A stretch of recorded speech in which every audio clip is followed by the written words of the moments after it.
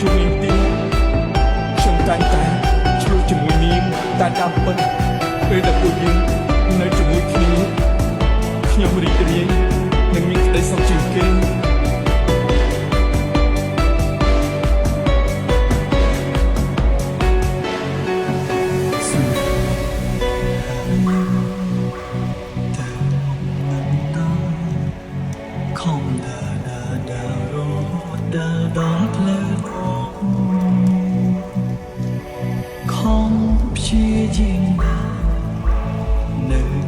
មានលទ្ធផលដើរទៅជន់តែផ្លូវឈឺចាំ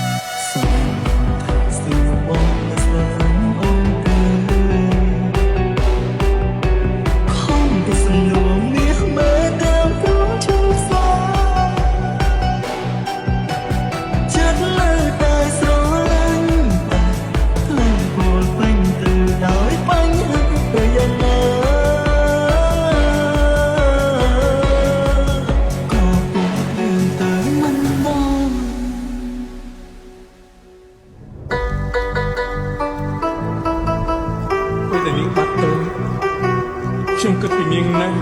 ខ្ញុំខ្លាចមិនបានជួបនាងទៀតខ្ញុំតែងតែឆ្លោះជាមួយនាងតែតាមពិតពេលដែលពួកយើងនៅជាមួយគ្នាខ្ញុំរីករាយនិងមានក្តីសុខជាងគេ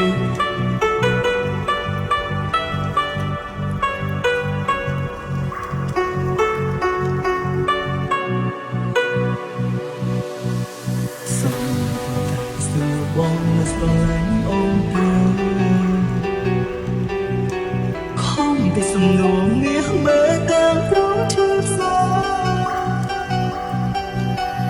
ចិត្តនៅតែស្រឡាញ់តែផ្លែពោលពេញទៅដោយបញ្ហាតែយ៉ាង